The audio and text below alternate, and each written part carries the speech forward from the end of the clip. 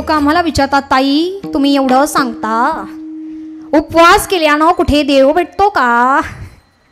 विचारतात काही काही जण. उपवास केल्यानं देव भेटत असता तर रस्त्यावरच्या भिकाऱ्यांना देव नसता का भेटला? आता उत्तर आहे का? रस्त्यावरच्या भिकाऱ्यांना देव भेटत नाही कारण त्यांचं प्रारब्ध आहे, खायलाच मिळत नाही तर खाणार काय? पण आमच्याकडे सगळं आहे, गाडी आहे, बंगला आहे, घरात नोकर चाकर माणसं कामाला आहेत, घरात जर कोणी आलं पंचपक्वान्नाची ताटं अशी लागतात, एक हाक मारली तर पंचपक्वान्नाची ताटं लागतात. हे सगळं असताना ज्याला त्याचा त्याग करता येतो त्याला उपवास म्हणावं. ज्याला मोह सोडता येतो त्याला उपवास म्हणावं. आणि हा उपवास नेहमी अन्नाचाच नसावा, कधी कधी वाईट विचारांचा सुद्धा असावा, वाईट भावनेचा सुद्धा असावा. नाही तर पोरी फॅशन करतात, केलीच पाहिजे, पण कधी करावी त्यालाही महत्त्व आहे, नाही का? आजच्या भागामध्ये, आजच्या युगामध्ये फॅशन करत असताना सुद्धा कोणत्या कालावधीत करावी याला महत्त्व आहे. भारतीय संस्कृती फार महान आहे, ती जपलीच पाहिजे, पण ते करत असताना कुठेतरी आधुनिकतेचा पायंडा पण जपता आला पाहिजे. जमत नाही नका जमू देत, कम्फर्टेबल जसं वाटतं ते करावं माणसानं, पण ते करत असताना सुद्धा कुणासमोर करावं याला महत्त्व आहे. पती समोर केला हरकत नाही, पण जर समोर एखादी वयोवृद्ध व्यक्ती येऊन बसते आणि मुली जर फाटके तुकडे कपडे घालून जर समोर येऊन बसत असतील तर त्याला फॅशन नाही म्हणता यायची. करावं माणसानं. धोत्रामध्ये सुद्धा ताकद आहे, या लुगड्यामध्ये सुद्धा ताकद आहे, पण जेव्हा माणसं फॅशनच्या नावाखाली चंगळवाद सुरू करतात तेव्हा मात्र कुठेतरी बलात्कार झाल्याच्या घटना सुद्धा ऐकायला येतात. आणि नुसतं एकातर्फे विचार करूनही जमणार नाही. दुसऱ्या भागाने जर विचार करायला गेलं तर काही काहींचा दृष्टिकोनच इतका दूषित झालेला आहे की त्यांना 7 वर्ष का 70 वर्ष ते सुद्धा कळत नाही. तिथं कुठेतरी अहिल्याबाई होळकरांचं एक वाक्य फार आठवून जातं. अवघ्या लहान वयामध्ये जेव्हा सासऱ्यांनी यावं, गावामध्ये आल्यानंतर काहीतरी किननिमित्तानं आल्यानंतर संध्याकाळच्या वेळेला मंदिरामध्ये दिवाबत्ती करण्याकरता यावं, अवघ्या 7 वर्षाच्या चिमुरडीनं आल्यानंतर दिवा उजळवल्यानंतर ते तेजस्वी रूप बघितलं आणि तेजस्वी रूप बघितल्यानंतर दुसऱ्या दिवशी जेव्हा सकाळी त्या मुलीला शोधत गावात यावं आणि गावात आल्यानंतर मात्र बघितलं त्या होळकररावांनी, जेव्हा गावात आल्यानंतर ती मुलगी कुणाची कळालं आणि दारात आल्यानंतर मुलगी खेळत होती तलवारी सोबत, बघितलं, अगं बाई बोट कापल, अगं बाई बोट कापल, कापलं तर कापू देत. वडिलांनी सांगितलं बोट कापलं तरी चाललं, पण एखाद्याची मान कापता आली पाहिजे, एवढी रग मनगटात पाहिजे. माहेश्वती ग्रंथामध्ये आम्हाला कुठेतरी हे वाचायला मिळतं. आणि ह्याच मोठेपणी होतात त्या अहिल्यादेवी होळकर. हातातली मूर्त आम्ही बघितली, पण रणांगणात चालवलेली तलवार आम्ही पाहिली की नाही माहित नाही. हातातली पुस्तकं पाहिली आम्ही, क्रांतीज्योती सावित्रीबाई फुले यांच्या हातातले, पण त्या पाठीमागं अंगावरती कुठेतरी शेणही झिललं हे आम्ही बघितलंच नाही. आणि जर आम्ही या विचारांची अवहेलना करत असू तर खऱ्या अर्थानं त्यांचं तेवढं प्राधान्य किंवा त्यांच्या तेवढ्या विचारांना आम्ही प्राधान्य देतोय. इतिहास सांगतो आमचा, तिनं शत्रू सुद्धा तुडवला. इतिहास सांगतो आमचा, तिनं शत्रू सुद्धा तुडवला. कधी जिजाऊ आई साहेबांच्या रूपानं राजा शिवछत्रपती घडवला, तर कधी तारा राणीच्या रूपानं औरंगजेब महाराष्ट्र भूमीतच रडावला. हो, ती स्त्रीच आहे. कधी राजकारणी आहे, कधी राजकारणी आहे, तर कधी कलाकार आहे, कधी कीर्तनकार आहे, तर कधी ऍक्टर आहे. हो, ती स्त्रीच आहे. कधीतरी ती शेतात राबतानाही आम्हाला दिसते, तर कधीतरी राष्ट्रपदापर्यंतची धुरा सांभाळताना डोक्यावर पदर घेऊन वावरताना सुद्धा दिसते. हो, ती स्त्रीच आहे. जपता आलं. जप आणि जप फरक आहे. जप आणि जप अंतर आहे. शब्द सारखाच आहे, ध्वनिदर्शक शब्द फक्त वेगळा आहे. ज्याला जप योग्य पद्धतीने करता आला तो जपतो. कसा? देवाकडनं. ज्याला समाजामध्ये वावरत असताना स्वतःला जपता येतं त्याच्याकडनं जप घडतो. दोन्ही वेगवेगळ्या गोष्टी आहे. भारी करताना ऐकलं तर फार सुंदर वर्णन आहे. दोन्हींमध्ये अंतर आहे. पण अंतर असून सुद्धा ज्याला साधता येतं, सांधता येतं, त्याला व्याकरण म्हणतात. आणि हे व्याकरण जपावं गार्गीनं. नवे नवे महाराज भक्ती, शक्ती, ज्ञान, संयम. संयम सुद्धा फार महत्वाचा. जिथं पतीनं यावं काम वासनेनं, तर पत्नी सांगते, अहो वेडे झालात का, माझ्या मागे कुठं लागता, माझ्या मागे लागून साप आहे का दोरी हे सुद्धा तुम्हाला कळत नाही. एवढं जर तुम्ही नदी भर पूर आलेला असताना ओलांडून माझ्याकडे येता आणि ओलांडून माझ्याकडे आल्यानंतर ज्या सापाला दोरी समजून खिडकीतनं वर येताय, तुमचा उपयोग काय जगण्याचा. संयम जिच्यामध्ये होता आणि जिनं शिकवावा त्या पत्नीनं सुद्धा संत घडवावीत महाराज. कामवासनेनं आलेल्या पतीला संत रूपामध्ये जिनं बनवावं. म्हणून ही ताकद फार महत्वाची आहे. ताकद, संयम, ज्ञान अनेक गोष्टी वाखाणण्याजोग्या आहेत. पण तेव्हाच जेव्हा या आधुनिकतेच्या काळामध्ये भारतीय संस्कृती आम्हाला जपता येईल, तेव्हा अंतकरणाचं औदार्य. नवे नवे महाराज या कीर्तनारूपी सेवे करता आल्यानंतर सगळंच महिला मंडळ आहे. गायना करताय, कोणी तुळशी घेऊन उभं आहे, कोणी कीर्तनाकरता ऐकण्याकरता आलंय, कोणी चटळ्या उचलू लागतं, कोणी काही करू लागल. नाही का, आईनं विना घेतलं, आईलंही भारी दिसायलाय, मी आला धरणं आईलाच पाहते, असं मग महाराज नऊवार लुगडं घातलेलं. माझा सांगायचा मुद्दा इतकाच आहे, वेगवेगळ्या स्वरूपानं महिला जर दिसून येतात, पण ह्या दिसून आल्यानंतर आचरणातलं योग्य पद्धतीनं जर आमच्यासमोर प्रकट होत असेल तर देवही त्याचं फळ आम्हाला दिल्याशिवाय राहत नाही. बाकीच्यांचं मला माहीत नाही, माझा अनुभव आहे. कदाचित माझी पात्रता नाही, पण भगवंताच्या कृपेनं आत्तापर्यंत खूप काही अनुभवायला मिळालं, बघायला मिळालं. महाराष्ट्र बघितला, आता महाराष्ट्र सोडला, महाराष्ट्राच्या बाहेर मध्य प्रदेश, छिंदवाडा, कर्नाटक, तेलंगणा, गुजरात, आंध्र प्रदेश, कर्नाटका बराचसा भाग आता बघायला मिळतो, कीर्तनाकरता जायला मिळतं. प्रभादेवी खाडाला दादरला 4 वर्षांपूर्वी कीर्तन झालं. आदरणीय हरिभक्तीपरायण श्री भंडाराजी महाराज घाडगे उपस्थित होते. लेकरू तानं होतं माझं, माझी मुक्ताई अगदी ताणी होती. अवघी 4 महिन्याची होती ती, आणि 4 महिन्याचं लेकरू गाडीमध्ये असताना असं म्हणतात की एखाद्या यशस्वी पुरुषामागे स्त्रीचा हात असतो, पण मी म्हणेन माझ्या पाठीमागे माझ्या पतीचा हात आहे, म्हणून मी आज इथे आहे. आज काही ते कीर्तनाला उपस्थित नाही आणि कौतुक नेहमी माघारीच करावं. बाई माणसाचं सूत्र आहे, समोर केलं तर मग नाही जमत ते. जेव्हा ते 4 महिन्याचं लेकरू माझी मुक्ताई गाडीमध्ये होती, माहीत नाही महाराज कोणत्या जन्माचं पुण्य आहे, लेकरांना आजपर्यंत कधी त्रास दिला नाही. गाडीमध्ये जेव्हा टाकावं ना, झोळी बांधलेली असायची, हे टोकते ते टोक हातमध्ये. रामकृष्ण हरीला झोळीत टाकून झोपवलं गाडीमध्ये का ती जोई विठ्ठलच झोळी हलणार.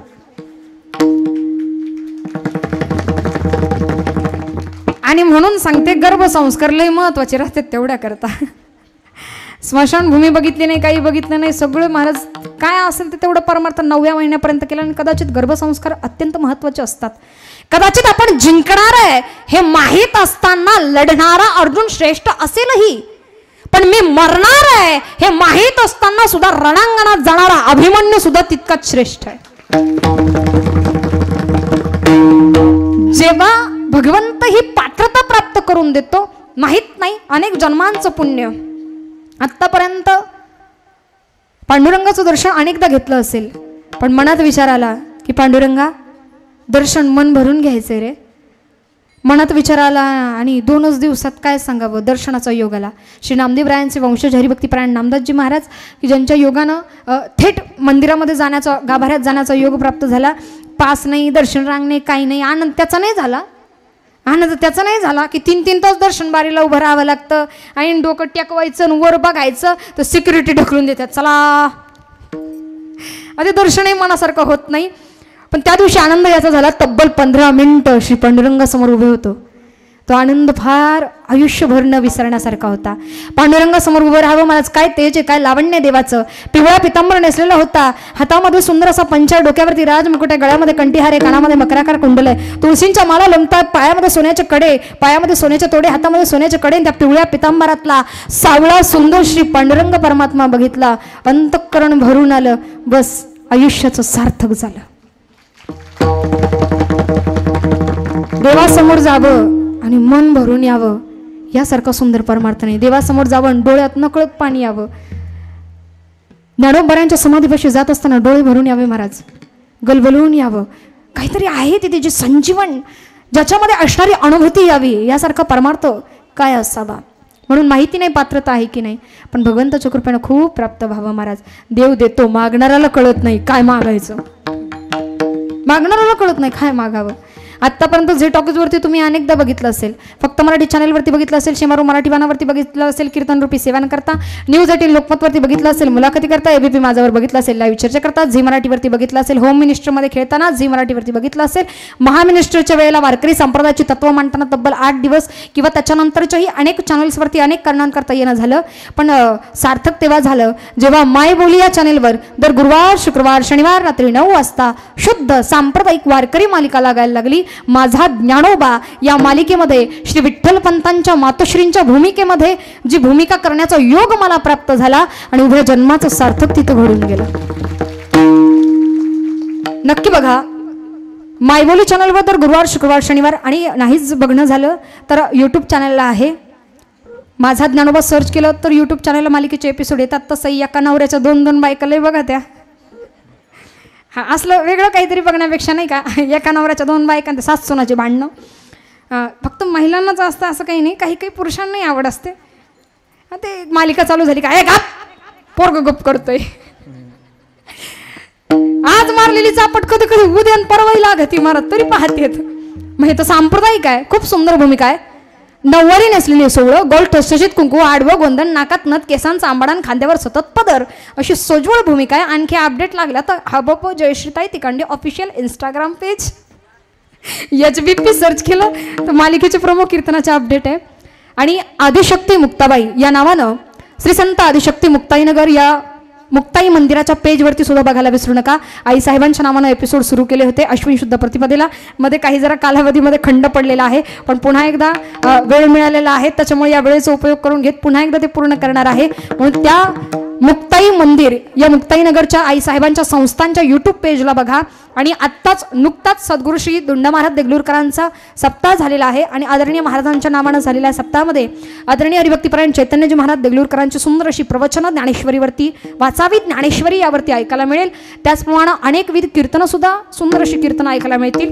आणि हे सगळं ऐकत असताना, श्रवण करत असताना सर्वोच्च पावती ज्याला म्हणावी लागेल, यंदाच्या दिल्लीच्या संसद भवनमध्ये देशाच्या अमृत महोत्सवानिमित्त दिला जाणारा नॅशनल यूथ आयकॉन हा दिल्लीच्या संसद भवनातला पुरस्कार अवघ्या देशभरातनं मिळालेल्या 12 व्यक्तींपैकी आपल्या महाराष्ट्रामध्ये महिला कीर्तनकार म्हणून पहिल्यांदाच वारकरी संप्रदायात माझं नाव पुढे यावं आणि तो पुरस्कार प्राप्त व्हावा.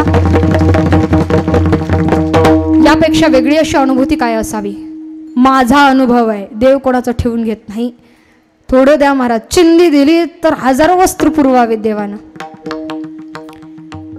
दान करता आलं पाहिजे. हे ज्ञान दान घडतंय, काही अन्नदान करतायत, प्रत्येक पद्धतीचं दान इथं घडतंय. आणि ते घडत असताना या ठिकाणी येणारा प्रत्येक मनुष्य तेवढ्याच तोलामोलाचा आहे. एक अभिमान किंवा अहंकार म्हणून नाही सांगणार, पण ज्या वेळा हे करत असताना, सांगत असताना कुठेतरी आमच्या पण आचरणात येतं ना, तेव्हा खऱ्या अर्थानं समाज ऐकतो. शहीद जवानांच्या नावानं सप्ताह घेतला होता, 4 वर्ष जवळपास होऊन गेली. आता मध्यंतरीच्या काळात अनेक ठिकाणी ते उपक्रम सुरू झालेले आहेत आणि असाच उपक्रम जर आपल्या इथे राबवला जातोय आणि महिलांच्या नावानं सुंदर असणारा हा उपक्रम खऱ्या अर्थानं कौतुक करायचं वाटतं या दाम्पत्याचं. या दोन्हीही पती पत्नींसाठी एकदा जोरदार टाळ्या. आदरणीय संजय दादा असतील, त्यांचे पिताश्री असतील, त्यांनी वर्णन केल्याप्रमाणे खऱ्या अर्थानं बऱ्याच ठिकाणी आजकाल सप्ते बंद पडताना दिसतात काही ना काही घटनांमुळे, कारणांमुळे. पुन्हा एकदा नव्यानं उभारी घेत आहेत आणि पुन्हा एकदा नामचिंतनाची ही उभारी, हा वटवृक्ष आम्हाला शतकांच्या पार घेऊन जायचा आहे. आणि शतकांच्या पार नेत असताना महिला मंडळ, पुरुष वर्ग, नुसता महिला सप्ताह आहे म्हणून जमणार नाही, पुरुष वर्गानं सुद्धा एकत्र येणं फार गरजेचं. म्हणून या ठिकाणी घडणारं प्रत्येक दान प्रत्येकाकडनं घडावं, कारण जोपर्यंत उदारता येत नाही कामाला तोपर्यंत उपयोग होत, औदार्य जोपर्यंत नाही तोपर्यंत उपयोग नाही. बऱ्याच जणांचं औदार्य असतं पण जगाला दाखवून. आदरणीय हरिभक्तीपरायण विश्वनाथजी बाबा वारिंगे आपल्याच भागातले अंबरनाथ, मुरबाड, बदलापूर अनेक ठिकाणी कीर्तन सेवन करता ऐकण्याचा योग प्राप्त झाला. महाराजांच्या घरी जाण्याचा योग प्राप्त झाला. मुखारविंदात ज्ञान ऐकायला मिळावं, अगदी सुंदर अशी वाणी महाराजांच्या मुखारविंदात ऐकायला मिळालं. आणि ते ऐकल्यानंतर फार म्हणजे जरा विनोदाचा भाग आहे. बाबांनी आळंदी क्षेत्राला जाऊन तिथं गेल्यानंतर धर्मशाळेत गेल्यानंतर बाबांनी वर्णन केलं म्हणे इतकं गरम होत होतं, इतकं गरम होत होतं, आपल्या मुंबईपेक्षा जास्त गरम होत होतं. आपल्या मुंबईपेक्षा. उभ्या आयुष्यात मला कधी घाम येत नाही, पण मुंबईत आलो का घाम येतो. एवढं गरम होत होतं, मुंबईपेक्षा जास्त गरम होत होतं. सांगितलं दादा माऊली जरा पंखा लावता का, पंखा लावता का म्हटल्यानंतर त्या कर्मचाऱ्यानं सांगितलं म्हणा महाराज पंखा काय लावायचा नाही. म्हणजे का नाही लावायचा, बंद पडलाय का. पंखा बंद नाही पडला म्हणे, ज्यानं दान दिला त्यानं सांगितलं लावायचा. पंख्याकडे लक्ष गेलं म्हणे तर पंख्याच्या एका पात्यावर पंखा दान देणाऱ्याचं नाव लिहिलेलं, पंख्याच्या दुसऱ्या पात्यावर त्याच्या बापाचं नाव लिहिलेलं, आणि पंख्याच्या तिसऱ्या पात्यावर त्याच्या आजाचं नाव लिहिलेलं. चालू जो केला तो तिघ संगच बिंगत येत. दान द्यावं ना, एका हाताचं दान दुसऱ्या हाताला कळतं कामा नये. काही पुण्यकर्म अशी सुद्धा असावीत की ज्याचे साक्षीदार फक्त आपण आणि देवच असावा. म्हणून उदारता महत्वाची. अंतरंगातली बाह्यरंगातली उदारता जर एक असेल, औदार्य जर एक असेल, तर मात्र त्या ठिकाणी हे वर्णन येतं स्वभावाचं. आणि प्रत्येकाचा स्वभाव आम्ही नाही बदलू शकत. दोघं मित्र गेले महाराज फिरायला, एकानं सांगितलं लय महत्त्वाचं काम आहे तुला यावंच लागेल. ते म्हणलं जमणार नाही, मला जर आज काही खाऊ घालत असेल तर मी येतो. जेवण देतो का, जेवण देतो का म्हटल्यानंतर यानं विचार केला आता कसं करावं. हा तर मुलखाचा कंजूस, काही काही महाराज तुपात पडलेली माशी सुद्धा फेकत नाहीत. यानं विचार केला हा तर मुलखाचा कंजूस आहे, काम याचं आहे ना, यानं जेवण दिलंच पाहिजे. त्यानं सांगितलं बरं ठीक आहे देतो. देतो महाराज म्हटल्यानंतर त्यानं शहराच्या ठिकाणी आणलं, आणि शहराच्या ठिकाणी आणल्यानंतर आता काम बिम आवरलं, गाडीत बसायचं. पण अरे बाबा ऐक भूक लागली, तू कबूल केलं जेवण दे. चल तर खरं एस टी स्टँडच्या रोडला तर चल, चालत चालत चालत चालत यावं. आणि बघावं तर काय समोर एक हॉटेल दिसलं. हॉटेल दिसल्यानंतर त्यानं तिथं जावं. तिथं गेल्यानंतर होते 2 रूम. तिथं काय वेटर बिटर कोण नव्हतं. तिथं जावं, तिथं होत्या 2 खोल्या. एकावर लिहिलेलं इथे शाकाहारी भोजन मिळेल, आणि दुसरीकडे लिहिलेलं इथं मांसाहारी भोजन मिळेल. आता हे सिजनेबल वारकरी नव्हते म्हणून हे शाकाहारीमध्येच गेले. शाकाहारीमध्ये गेल्यानंतर तिथं 2 दारं होती. ज्याला चमचमीत जेवण पाहिजे पंचपक्वान्नाचं त्यानं या दारात ना आत या, आणि ज्याला चटणी भाकरी झणझणीत झुणका भाकरी पाहिजे त्यानं या दारात ना आत या. आता ते म्हणले आपण खेडवळ माणसं, आपल्याला चटणी भाकरीच बरी, चला म्हणे झणझणीत जेवण खाऊ. ते त्या दारात ना आत गेले. तिथंही 2 दारं. एका दारावरती लिहिलेलं ज्यांना रोख जेवण पाहिजे त्यांनी या दारात ना आत या, आणि ज्यांना उधार जेवण पाहिजे त्यांनी या दारात ना आत या. आता हे आधीच मुलखाचं कंजूस, ते बोललो उधारच खाऊ. ते त्या उधारीच्या दारात आतनं ते दार उघडलं, जसे बाहेर गेले समोर एसटी स्टँडच लागलं. काय गाडीत बसले घरी गेले. औदार्य नव्हे नव्हे संतांच्या ठिकाणचं असणार औदार्य. विठ्ठल विठ्ठल.